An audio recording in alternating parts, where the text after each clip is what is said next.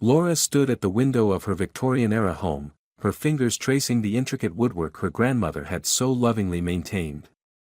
The morning light filtered through the stained glass, casting kaleidoscope shadows across the hardwood floors that had witnessed 3 generations of her family's history. Now, in the quiet moments before dawn, she found herself questioning everything about her seemingly perfect life. Nick's side of the bed had been empty again last night. The 4th time this week. His excuses about late meetings and urgent client needs were beginning to wear thin, like fabric stretched too far and starting to reveal its holes. Laura remembered when they first met, how his ambition had attracted her, the way his eyes lit up when he talked about his real estate development projects, the passion in his voice when he described his vision for the future. Another late night, she had asked when he finally came home at 3 a.m., his cologne somehow sharper than when he'd left for work. "Big project, babe. You know how Davidson gets when deadlines loom." His response was practiced, smooth. Too smooth. "The Milton property is proving more complicated than we anticipated."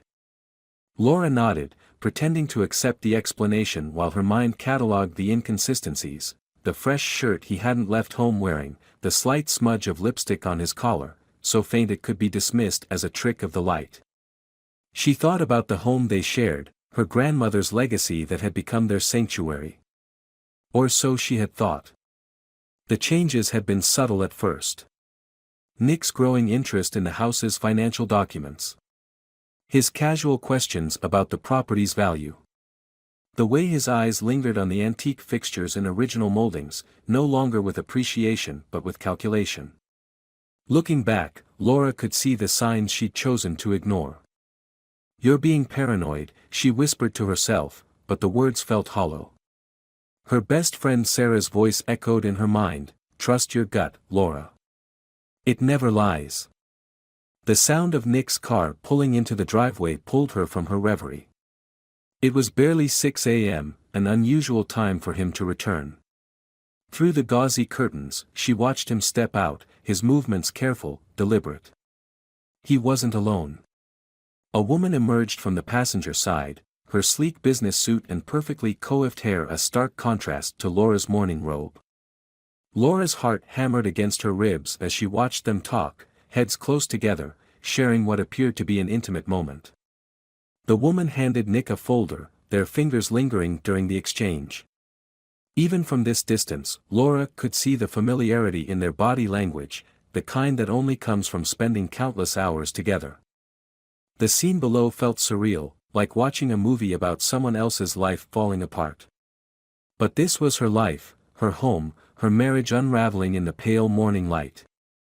Nick's laughter drifted up through the partially open window, a sound she hadn't heard directed at her in months. Laura stepped back from the window, her mind racing. The house had been in her family for generations, a symbol of stability and continuity.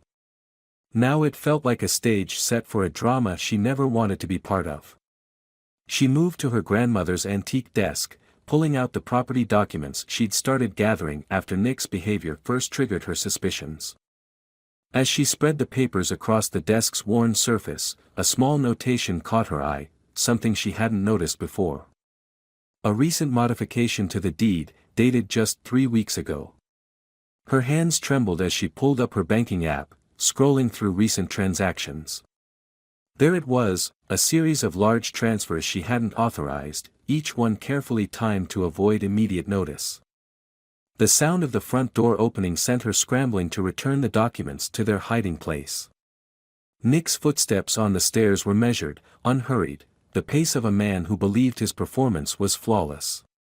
Laura took a deep breath, preparing to maintain her own performance of the trusting wife. But as she turned to greet him, a small object on the carpet near their bed caught her eye, an earring, definitely not hers, its diamond catching the morning light like a tear. The diamond earring felt impossibly heavy in Laura's palm as she waited for Nick to emerge from the shower. Each facet caught the morning light, reflecting truths she could no longer ignore.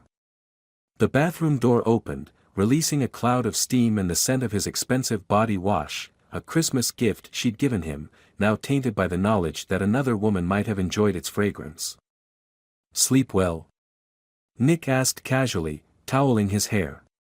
His tone was light, practiced, the voice of a man who had mastered the art of deception so thoroughly he no longer recognized its weight.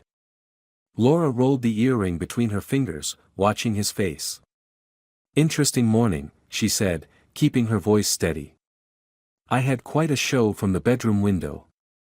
The subtle tightening around Nick's eyes was barely perceptible, but after 15 years of marriage, Laura could read him like a familiar book. "Work never stops in this market," he said, turning away to select a tie from his collection. "Davidson's been pushing for earlier meetings." "Does Davidson usually wear Chanel No. 5? The question hung in the air between them, sharp as broken glass. Laura held up the earring, letting it catch the light. "Or diamond drops from Tiffany?" Nick's hands stilled on his tie. For a moment, the only sound was the steady ticking of the antique clock on the mantel, a wedding gift from her grandmother. When he turned, his expression had shifted into something carefully constructed, a mask of concerned confusion that made Laura's stomach turn. "That's Jenny Davidson's daughter," he said smoothly. "She's joining the firm. I'm mentoring her through her first major development project." His eyes met Laura's, unwavering. She must have dropped it when she stopped by to drop off some contracts. The lie was elegant, perfectly crafted. 6 months ago, Laura might have believed it. But now she saw the subtle tells, the way his left hand brushed his wedding ring, an unconscious gesture of guilt she'd noticed more frequently lately.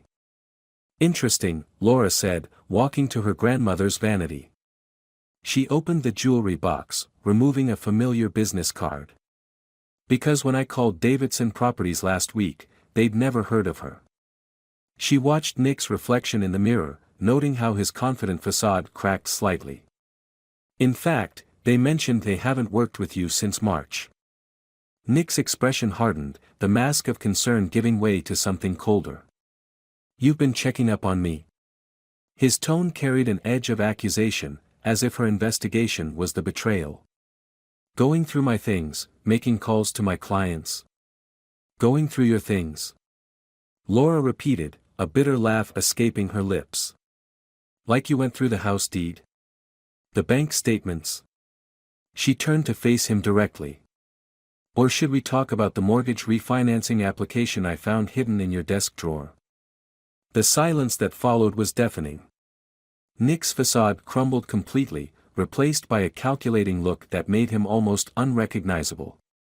"The housing market's volatile right now," he said finally. "I was exploring options to protect our investment."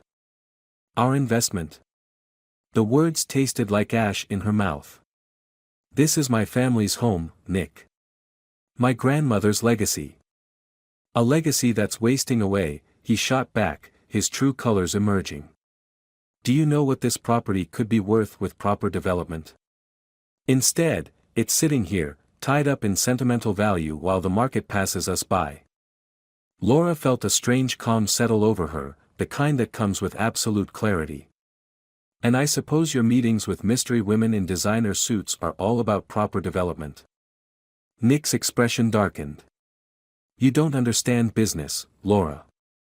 Sometimes networking requires a personal touch." "A personal touch," she echoed, her voice hollow. "Like the lipstick on your collar? The late-night calls you take in the garage? The mysterious weekend conferences that leave no paper trail?" Something shifted in Nick's eyes, a flash of panic quickly masked by anger. "You're being hysterical," he snapped, reaching for his suit jacket.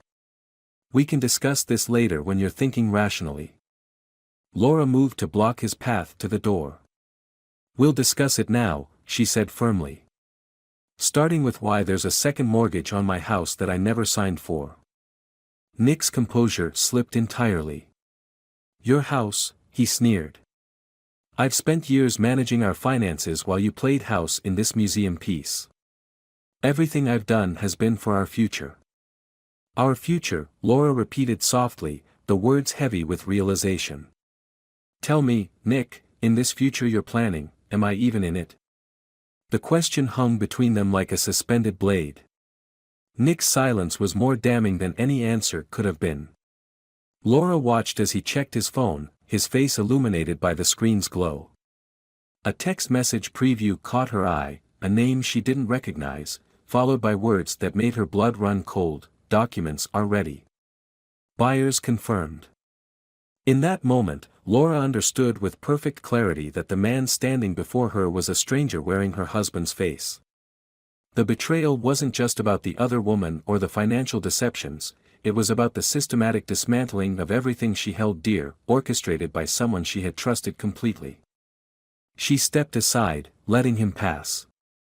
"Go to work, Nick," she said quietly. "But don't expect things to be the same when you return." As the front door closed behind him, Laura reached for her phone.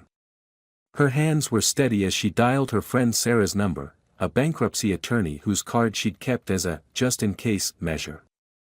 The time for denial was over. Now it was time for action. Sarah's office felt like a sanctuary, its walls lined with law books that seemed to hold the weight of countless stories similar to Laura's. The leather chair creaked softly as Laura leaned forward, spreading the documents across the mahogany desk, each paper a piece of the puzzle she'd been too afraid to solve until now. "He's been systematic," Sarah said, her professional demeanor softened by concern for her friend. "These transfers, the refinancing application, the mysterious meetings, it's all connected." She tapped a particular document with her pen. "But he made mistakes.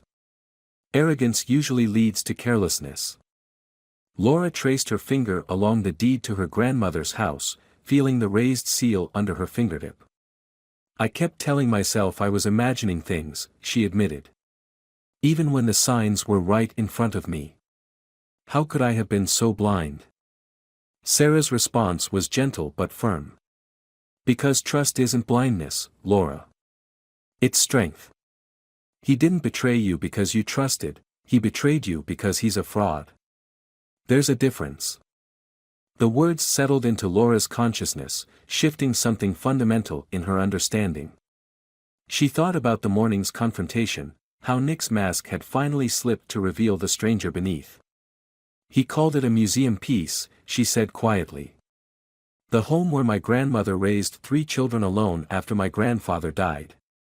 Where she taught me about resilience and dignity."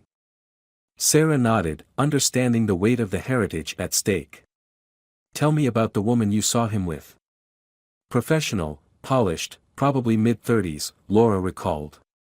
"The kind of woman who makes power suits look like armor." She paused, a new thought emerging. She seemed familiar with the property. The way she looked at the house, it wasn't like a stranger seeing it for the first time. Sarah's expression sharpened. Could she be connected to real estate? "I did some research after you called earlier," Laura said, pulling out her tablet. "Her name is Rebecca Winters. She's not just in real estate, she's known for helping developers acquire historic properties for renovation. Properties that somehow always end up demolished for luxury condos." The pieces were falling into place with devastating clarity. Laura felt a surge of anger, not just at Nick's betrayal, but at the calculated attack on her family's legacy. They've been planning this for months, haven't they? The late nights, the secret meetings, it was never about an affair. Well, not just about an affair. "No," Sarah agreed, her tone grim. "This is about something much bigger. The refinancing application, the unauthorized transfers, they're setting up for a major property deal." She leaned back, studying Laura with a mix of professional assessment and friendly concern. "The question is, what are you prepared to do about it?" Laura felt something shift inside her, a quiet transformation from betrayed wife to determined adversary. "Whatever it takes," she said, her voice steady. "But I need to be smart about this. They've been planning for months. I need to understand exactly what I'm up against." Sarah smiled, a fierce expression that reminded Laura why her friend was one of the most respected attorneys in town. "Then let's start with what we know. Nick's been careful, but not careful enough. These documents? She gestured to the papers spread across her desk. They tell a story. And I'm betting it's not the only story we can uncover. Over the next few hours, they pieced together a timeline of deception. Each bank statement, each suspicious transaction, each mysterious meeting formed part of a larger pattern. Laura felt her mind sharpening, analyzing details she'd previously dismissed. It wasn't just about saving her home anymore, it was about exposing a scheme that had probably destroyed other families' legacies. "We need more evidence," Sarah said finally. "Concrete proof of their plans. Something that shows Nick and Rebecca's true intentions." She paused, considering. "Do you still have access to Nick's home office?" Laura nodded slowly, remembering the hidden compartment behind his desk drawer, a feature of the old house he'd never bothered to learn about. "He thinks he's the only one who knows the house's secrets," she said. "But my grandmother taught me everything about this place. Every hidden door, every concealed space." As they formulated their plan, Laura felt a strange sense of calm settle over her. The pain of betrayal was still there, but it was transformed into something purposeful, driving her forward instead of holding her back. She thought about her grandmother, who had faced her own battles with quiet determination and emerged stronger. "There's something else," Laura said, pulling out her phone. She showed Sarah the text she'd managed to glimpse on Nick's phone that morning. "The buyers they mentioned, I think I know who they might be. Remember the Wellington Development Group? The ones who've been buying up historic properties along River Street?" Sarah's eyes widened with recognition. "The same group that demolished the old Thompson mansion last year? Despite the Preservation Society's protests?" "Exactly," Laura confirmed. "And guess who sits on their board of directors?" She pulled up a web page, revealing a familiar face, Rebecca Winters, smiling confidently beside Wellington's CEO. As they stared at the photograph, Laura's phone buzzed with a text from Nick, "Working late again. Don't wait up." The casual dismissal, so familiar now, no longer brought pain. Instead, it felt like an opportunity. "Tonight, then," Laura said, meeting Sarah's gaze. "While he's busy with his late meeting, I'm going to find out exactly what they're planning. And this time, I'll be ready for what I discover." The house felt different in the gathering dusk, its familiar shadows holding secrets Laura was finally ready to confront. She moved through the halls with quiet purpose, each step echoing with memories of her grandmother's lessons about strength and patience. "A house is more than walls and windows," she'd often said. "It's a keeper of stories, both spoken and unspoken." Now, standing in Nick's home office, Laura felt those unspoken stories pressing in around her. The leather chair where he'd crafted his deception still held his lingering presence. The mahogany desk, once a wedding gift from her family, now seemed like a monument to betrayal. But beneath the pain, she felt something else emerging, a steady resolve that grew stronger with each discovery. The hidden compartment behind his desk opened silently, just as it had when her grandmother first showed it to her decades ago. Sometimes, her grandmother had whispered, "The greatest power lies in knowing when to wait and watch." Laura had waited, perhaps too long, but now her patience would serve a different purpose. Inside, she found a leather portfolio she'd never seen before. Her hands didn't shake as she opened it, the time for trembling had passed. The documents inside told a story far more intricate than she'd imagined. Architectural plans for luxury condominiums overlaid the familiar footprint of her home. Financial projections detailed potential profits in cold, precise numbers. But it was the email printouts that revealed the true depth of the deception. "The Historical Society won't be a problem," Rebecca had written. "Our contacts there will ensure the preservation petition fails. Once the Thompson deal closes, we'll have precedent for the entire neighborhood. Nick's position gives us the perfect cover, no one suspects a grieving widower selling his family home." Laura felt her breath catch. Grieving widower. They'd planned not just to take her home, but to erase her completely from the narrative. The casual cruelty of it struck deeper than any emotional betrayal could have. She photographed everything methodically, her grandmother's words about documentation and preparation echoing in her mind. But when she reached for the last folder, something else caught her eye, a small notebook wedged in the back of the compartment. It wasn't Nick's usual style of stationery.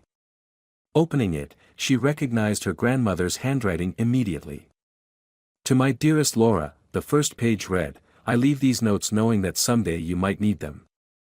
Our home has weathered many storms, and its strength lies not just in its foundations, but in the wisdom preserved within its walls." The journal detailed every modification made to the house since its construction in 1892, including structural changes that had never been officially documented. Changes that would make any modern development plan based on the public records fundamentally flawed. Laura felt a smile forming, her first genuine one in weeks. Her phone buzzed, a text from Sarah, "Wellington board meeting tomorrow.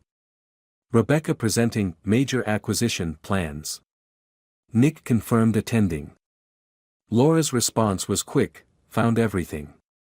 More than we expected. They're planning something for the whole neighborhood." She was about to close the compartment when a final document caught her attention, loan agreements with interest rates that made her blood run cold.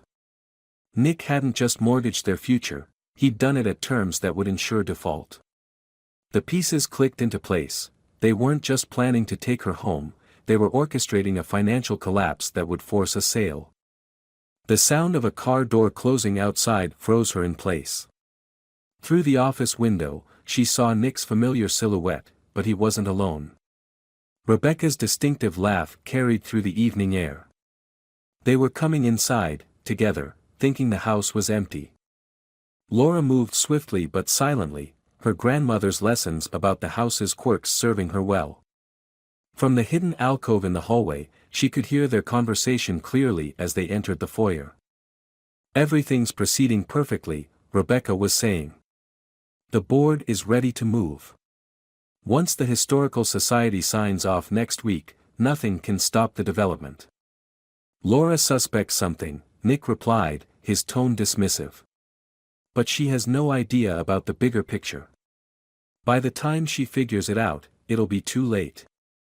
Laura felt an odd sense of calm listening to them discuss her impending financial and personal destruction. They thought they knew every angle, had planned for every contingency. But they'd made one crucial mistake, they'd underestimated the power of 3 generations of women who'd called this house home. As their footsteps moved toward the study, Laura slipped away, carrying with her not just evidence of their scheme, but something far more valuable, the certainty that comes with knowing exactly who you're fighting and why. Tomorrow would bring its own battles, but tonight she had what she needed: truth, purpose, and a plan worthy of her grandmother's legacy. Dawn light filtered through the study windows as Laura spread her grandmother's journal across the antique desk, its pages holding more than just architectural secrets. Each careful notation represented a legacy of foresight and resilience, passed down through generations of women who understood that power often lies in patient observation rather than immediate action. The previous night's discoveries had settled into her consciousness, transforming from raw shock into purposeful clarity. Laura traced her finger along a particularly detailed sketch of the house's foundation, her grandmother's precise handwriting noting modifications that had never made it into official records. The truth of her situation had shifted from a story of betrayal to something more profound, a lesson in reclaiming one's own narrative. Sarah arrived early, carrying coffee and a quiet determination that matched Laura's evolved perspective. "I've been reviewing everything you sent," she said, setting down her briefcase. "The Wellington board meeting is in 3 hours. Nick and Rebecca think they're presenting their masterstroke. They have no idea what's coming." Laura nodded, opening her laptop to reveal a carefully organized series of documents. "It's interesting," she mused, "how they crafted this entire plan around the assumption that I was exactly who they thought I was, the trusting wife, too sentimental to notice the mechanics of their scheme." The irony wasn't lost on either woman.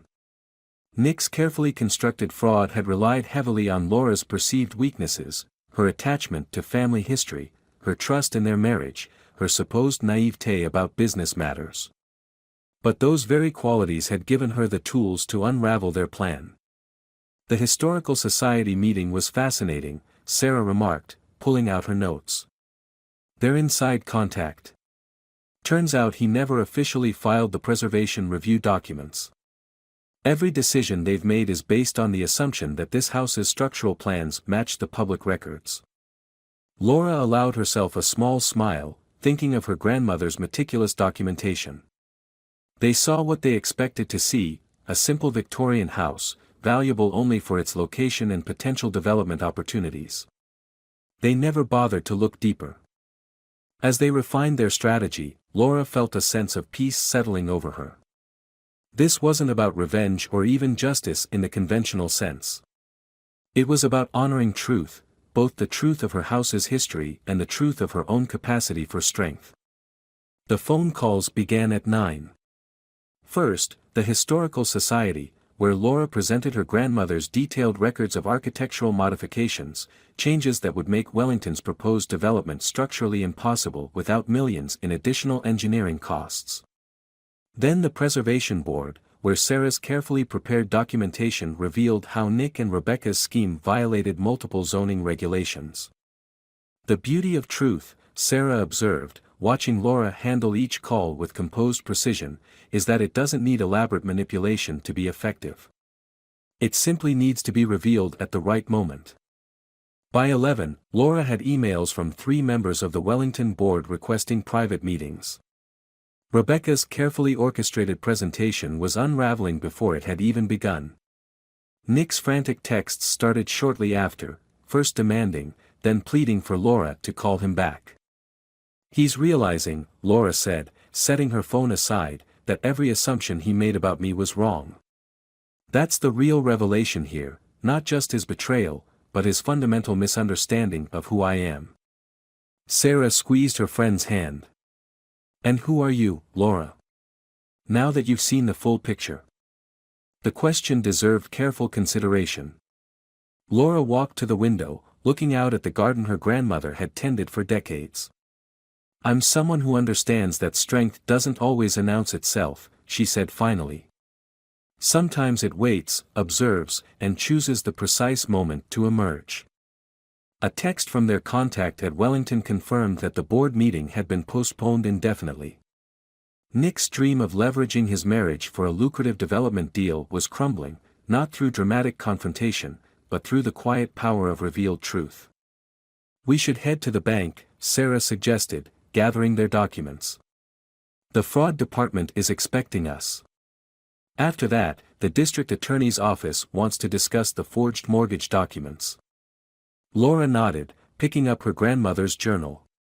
Each step now felt like part of a larger journey, not just the preservation of a house, but the reclamation of a legacy and the discovery of her own capacity for resilient grace.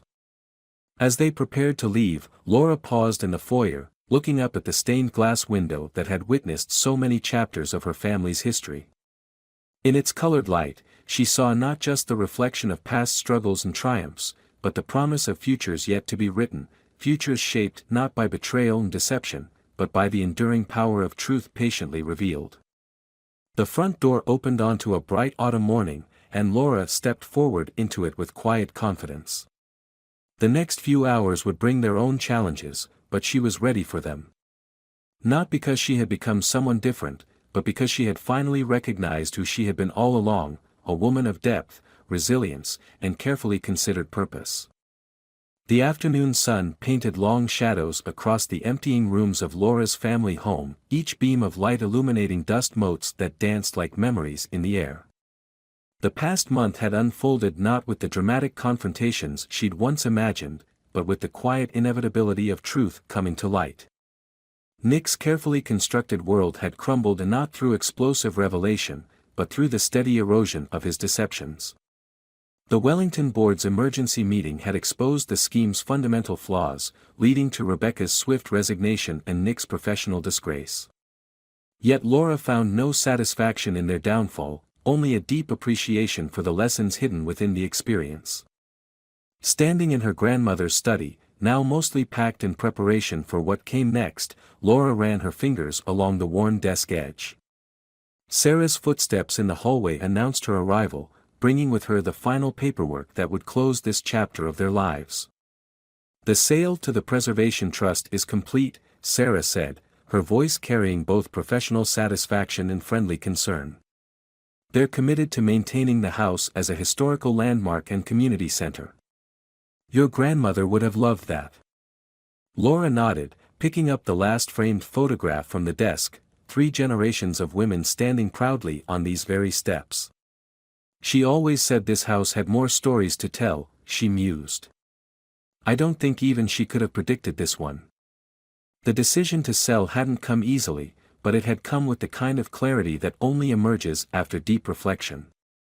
The house had served its purpose, not just as a home, but as a teacher of invaluable lessons about strength, resilience, and the power of patient wisdom. "Have you heard from Nick?" Sarah asked, setting down her briefcase. "He left another message yesterday," Laura replied, her voice steady. "Trying to explain, to justify. Still missing the point entirely." She shook her head, not in anger but in understanding. He never realized that this wasn't about winning or losing. It was about truth, about honoring the legacy of every woman who lived between these walls. The investigation into Nick and Rebecca's broader schemes had revealed a pattern of similar attempts throughout the city: historic properties targeted, families manipulated, communities threatened. Laura's decision to share her grandmother's detailed records with the Preservation Society had helped protect not just her home, but dozens of others. "The Historical Society wants to interview you for their archives," Sarah mentioned. "They're fascinated by your grandmother's documentation. 3 generations of women, quietly preserving not just a house, but a piece of the city's soul." Laura smiled, remembering the hours spent with her grandmother, learning every secret passage and hidden compartment. "We protect what we value," she said softly. "Sometimes that means knowing when to hold on, and sometimes it means understanding when to let go." The sound of moving trucks outside drew their attention. The community center renovation would begin next week, transforming the old house into a space where new stories could unfold. Laura had made sure her grandmother's journal would be preserved in the center's library, its wisdom available to future generations. "Ready for your new place?" Sarah asked, gesturing to the last few boxes. Laura nodded, feeling the rightness of her decision settle into her bones. The modern apartment she'd chosen overlooked the river, its clean lines and open spaces representing not an escape from her past, but an embrace of her future. She'd used part of the sale proceeds to establish a foundation dedicated to historic preservation and community education, a way of ensuring that her grandmother's legacy would continue in a broader, more meaningful way. "You know what's strange?" Laura said, walking toward the front door. "A few months ago, I thought losing this house would mean losing everything. Now I understand that the real inheritance was never about the building at all." Sarah squeezed her friend's hand, understanding the depth behind those words. The true legacy had been in the quiet strength passed down through generations, in the wisdom that taught them to observe, to endure, and ultimately to triumph not through force, but through unwavering adherence to truth. Outside, the autumn breeze carried the scent of changing seasons. Laura took one last look at the house, not with regret, but with gratitude for all it had taught her. In the end, Nick's betrayal had given her an unexpected gift, the opportunity to discover her own capacity for resilient grace. As they walked to their cars, Laura felt the weight of her grandmother's journal in her bag, not as a burden of the past, but as a guide toward future possibilities. Her story wasn't ending, it was evolving, transforming into something richer and more purposeful than she'd ever imagined. "You know," she said, pausing at her car, "my grandmother used to say that every ending is just a different kind of beginning." Sarah smiled, recognizing the quiet strength in her friend's voice. "And what kind of beginning is this?" Laura looked back at the house one final time, seeing not what she was leaving behind, but what she was carrying forward. "The kind that honors where we've been," she said softly, "while believing in where we're going." The setting sun caught the stained glass windows, sending ribbons of colored light across the lawn, a final reminder that beauty, like strength, often reveals itself most clearly in moments of transformation.